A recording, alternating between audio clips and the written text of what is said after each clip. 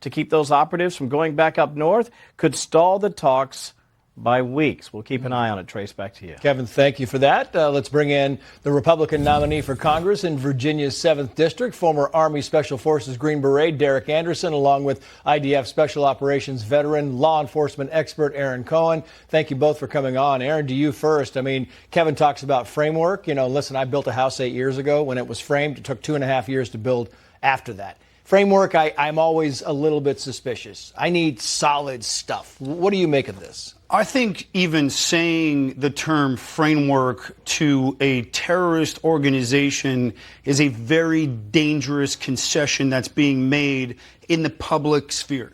Agreeing to even sit down and negotiate with Hamas goes against everything that we as Western countries stand for. So that framework will be interesting. What does that mean as far as our hostages? If we get real-time intelligence while they're negotiating, does our Yamam not go back into the Sujarit, the refugee camp, or any other parts of Gaza to go free our hostages who've been kept for almost 300 days? Yeah. So I'm just not buying it. I think it's puppy PR stuff coming out of the White House right now.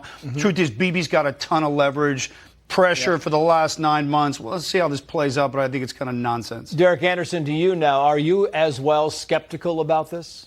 Yeah, I'm also skeptical that President Biden was negotiating this entire deal, considering the blunders that he's had over and over again over the last 2 weeks. But you know, Bibi makes a point here where he wants this enforcement mechanism on the northern portion of Gaza.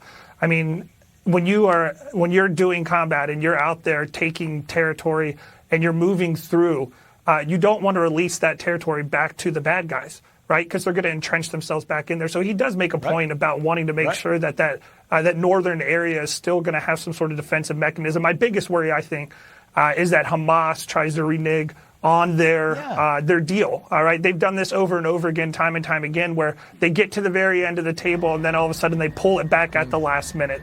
Yeah, and that's the whole thing is this deal calls for Hamas to get out. I mean, that's it. They're done. And it would call for a peacekeeping force trained by the United States. Does anybody anywhere, Aaron Cohen, believe that Hamas is going to say, oh, thank you so much, we're out? Hamas isn't going anywhere, Trace. You and I both know that.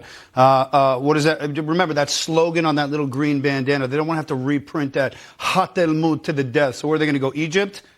Gates closed. They're not going to go to Jordan. The king ain't going to take them in. And I wouldn't go to Lebanon if I was them, because Israel's about to put the hammer down on Hezbollah after 50 more rockets just hit Israel. I don't think that Hamas really is being honest about any of this. And I think this is just more Mideast stalling to try and buy time because they got hammered over the last 9 months. Yeah, Derrick Anderson, I'm just curious if you think this ceasefire does take hold. Does it mean the end of the war? Or is this just a step in a longer road? Well, you know, right now, if you look at Hezbollah, just recently attacked Israel again on the northern area.